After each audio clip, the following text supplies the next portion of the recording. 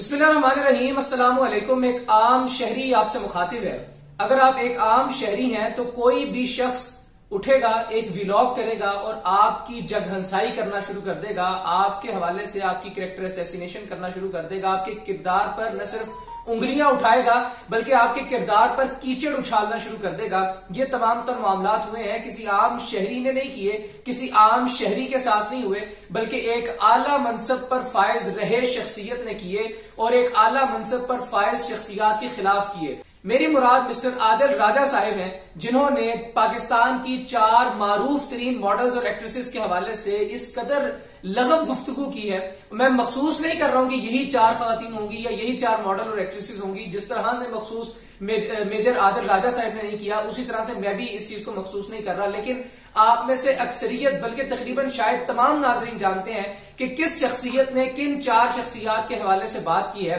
इसके ऊपर शरई मौकिफ क्या हो सकता है और इसके हवाले से आईनी और इखलाकी मौकिफ। पाकिस्तान के मफाद की अगर बात की जाए तो पाकिस्तान का मफाद किस चीज के हक में है। व्लॉग्स जो किए जाते हैं सोशल मीडिया पर रेटिंग लेने के लिए, उनका फैसला या उनका फायदा मुमकिन तौर पर पाकिस्तानी मईशत को, पाकिस्तान की सियासत को, पाकिस्तान की अस्करी क्यादत को, पाकिस्तान की सकाफत को, पाकिस्तान की इखलाकियात को, पाकिस्तान के आइन को, कानून को किस हद तक, किस सतह से, किस लेवल से, किस शख्सियत से कितना हो सकता है,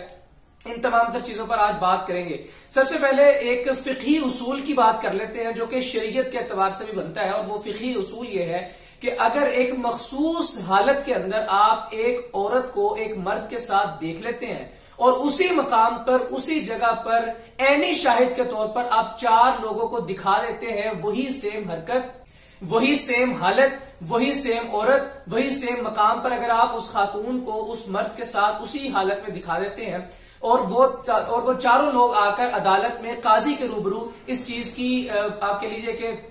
शहादत दे देते हैं, गवाही दे देते हैं कि जी हाँ, हमने वाकईतन इस शख्स की बीवी को इस शख्स के साथ फलां मखसूस हालत के अंदर, फलां अगर फिक़ी एतबार से बात करूं तो एक मखसूस तरीन हालत है, उसके अंदर हमने इसको देखा था। और वो जब इस चीज की गवाही देंगे तो उनकी गवाही को मद्देनजर रखते हुए शरीयत की जो जिना की हुदूद है वो जारी होंगी उस औरत के खिलाफ भी, अगर वो कवारी है तो उसके एतबार से, अगर वो शादीशुदा है तो उसके एतबार से, अगर वो मर्द कवारा था तो उस एतबार से, अगर वो मर्द शादीशुदा था तो उस एतबार से। लेकिन दौरे हाजिर के अंदर जब से कैमरा की सहूलत आ गई है तो कैमरा के हवाले से यहां पर मेरा ख्याल है कि आईनी या फिर इखलाकी या फिर शरई बात करने की तो जरूरत ही नहीं है। यहां पर तो कानून भी बेशतर हवाला जात से अदालत के अंदर जो वीडियो एविडेंसेस होते हैं उनको टेप करार दे दिया जाता है, उनको डीप फेक करार दे दिया जाता है, या फिर अगर फोरेंसिक के बाद वो सही भी साबित हो जाए तो उन वीडियो सबूतों की या उन वीडियो एविडेंसेस की किसी हद तक मुमानियत होती है। यानी वो इतना कोई बहुत हैवी या बहुत कोई हाई लेवल या बहुत कोई ऐसा सबूत नहीं होता कि जिसकी बुनियाद पर कोई बड़ा फैसला सुना दिया जाए। तो ये जो वीडियो एविडेंसेस हैं इनकी बहरहाल कानूनी तौर पर और आईनी तौर पर यह हैसियत है। लेकिन अगर शरई एतबार से बात की जाए तो शरई एतबार से भी अगर आदिल राजा साहब ने मौके पर मौजूद होकर इन 4 खवातीन को, इन 4 पाकिस्तान की मारूफ, पाकिस्तान की टॉप मॉडल्स और एक्ट्रेसेस को जनरल बाजवा और जनरल फैज हमीद के साथ किसी सी मखसूस हालत में देखा हो तो फिर उनका ये जवाब दुरुस्त बनता है, उनका ये मौकिफ दुरुस्त बनता है। और उनके पास 4 गवाहान भी मौजूद हों या उन 4 गवाहान को आप कह लीजिए कि कायल करने के लिए, उनको मुतमईन करने के लिए इसी तरह की कोई ऐसी वीडियो उनके पास मौजूद होनी चाहिए कि जिसकी बुनियाद पर वो इन 4 पर जिना का इल्जाम लगा सकते हैं। न सिर्फ इन 4 पर जिना का इल्जाम लगा सकते हैं बल्कि जनरल बाजवा साहब पर भी ये इल्जाम जाता है और जनरल फैज हमीद पर भी ये इल्जाम जाता है।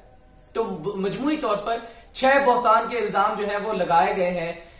मेजर आदिल राजा साहब की जानिब से। अगर वो इनको साबित कर देते हैं किसी अदालत में तब तो किसी हद तक इसके हवाले से बख्शिश है, तब तक तो इस हवाले से किसी हद तक कोई गुंजाइश मौजूद है या कोई रायत मौजूद है कि जिसकी बुनियाद पर वो निकल सकते हैं। लेकिन जिस तरह से इसके बाद मुख्तलिफ एक्ट्रेसेस ने और खास तौर पर जो इन 4 पर इल्जाम लगाए गए उनमें से खुलकर जो कुबरा खान साहिबा ने बात की है उसके हवाले से अगर बात कर ली जाए तो एविडेंसेस की अदम दस्तयाबी की वजह से हो सकता है कि पाकिस्तान की अदालत में ना हो सका तो यूके के अदलिया के निजाम के अंदर कहीं पर गिरफ्त हो सके, और अगर यहां पर भी ना हो सका तो एक दिन एक ऐसी मजलिस, एक ऐसी कचहरी लगेगी कि जिसके अंदर हर शख्स को पेश होना है और हर शख्स का अमाल जो है वो बड़े खुले तरीन तरीकों में मौजूद होगा। अब जरा कानूनी शरई पैराए से हटकर इखलाकी पैराए पर बात करते हैं और पाकिस्तान के मजमूई सकाफती और पाकिस्तान के मजमूई सियासी मुआशी तरक्की किस चीज से मंसूब होती है, किस तज्जिये से मंसूब होती है, इस पर बात करते हैं। अगर एक लम्हे के लिए हम इस बात को तस्लीम भी कर लेते हैं कि पाकिस्तान की यही 4 मॉडल्स और यही 4 एक्ट्रेसेस जो हैं वो जनरल बाजवा या जनरल फैज हमीद के साथ रातें गुजारती रही हैं, तो ऐसी सूरत के अंदर भी ये बात मुझे मालूम थी, तो मुझे ये बात आपको बताने से क्या फायदा होगा, इससे क्या सियासत में तहलका मच जाएगा, अस्करी क़यादत की क्या इससे बुनियादें कमजोर हो जाएंगी, क्या उन लोगों को जो पाकिस्तान की अस्करी क़यादत से जुदा हो चुके या रिटायर हो चुके या उन्होंने खुद से रिटायरमेंट ले ली, कबल वक्त उन्होंने रिटायरमेंट हासिल कर ली, इससे उनकी जात को नुकसान पहुंचाकर न सिर्फ उनकी जात को नुकसान पहुंचाने की कोशिश बल्कि उन 4 मॉडल्स और एक्ट्रेसेस, उन 4 बच्चियों की इज्जतों को भी इस तरह से नुकसान पहुंचाने की कोशिश करके किसी ने क्या हासिल कर लिया। इससे ना तो पाकिस्तान सियासी एतबार से वो मजबूत होता है इस तज्जिये से या इस फजूल सी इंफॉर्मेशन की शेयर करने से, ना तो सियासी एतबार से पाकिस्तान मुस्तहकम होता है, ना तो मुआशी एतबार से मुस्तहकम होता है, ना ही इस चीज का कोई हर्जाना इस एतबार से अदा कर दिया जाएगा कि पाकिस्तान के कर्जे उतर जाएंगे। कोई इससे फर्क नहीं हासिल होता, इससे कोई फायदा हासिल नहीं होता, उल्टा ये एक ऐब की पर्दापोशी है और एक ऐब की पर्दापोशी करते हुए 4 खवातीन और 2 मर्दों की किरदार कुशी है, जिसकी बुनियाद पर वो शख्स जो ये काम कर रहा है वो भी इस चीज की उम्मीद न रखे कि खुदा ताला उसके ऐबों पर भी इसी तरह से पर्दा डालेगा कि जिस तरह से बाकी लोग जो कि लोगों के ऐबों पर पर्दा डालते हैं, पर्दा रखते हैं, उनके ऐबों पर पर्दा डाला जाएगा। बल्कि जिस तरह से जलील और रुस्वा करने की कोशिश इस दौर में इस एक मीडियम के थ्रू, अगर ये मीडियम यानी ये कैमरे का, ये कलम का मीडियम आपके पास मौजूद है, तो आप फिरौन नहीं है वक्त के, आप आम आदमी हैं, आप आम शहरी हैं और आपकी इज्जत भी उतनी ही अहमियत की हामिल है जितनी एक आम शहरी की इज्जत अहमियत की हामिल है। तो अगर आप आज इस प्लेटफॉर्म का इस्तेमाल करते हुए किसी की इज्जत उछाल रहे हैं तो आप ये यकीन रखिए कि इस दुनिया में ना सही तो बरोज़े महशर इंशाअल्लाह अज़ीज आपके भी ऐबों पर इसी तरह से पर्दा हटाया जाएगा। अल्लाह रब्बुल इज्जत आपको हदायत दे, अल्लाह रब्बुल इज्जत मुल्क पाकिस्तान का हामी और नासिर हो और तरक्की हम सब का मुकद्दर हो। मुझे इजाजत दीजिए, अल्लाह हाफ़िज़।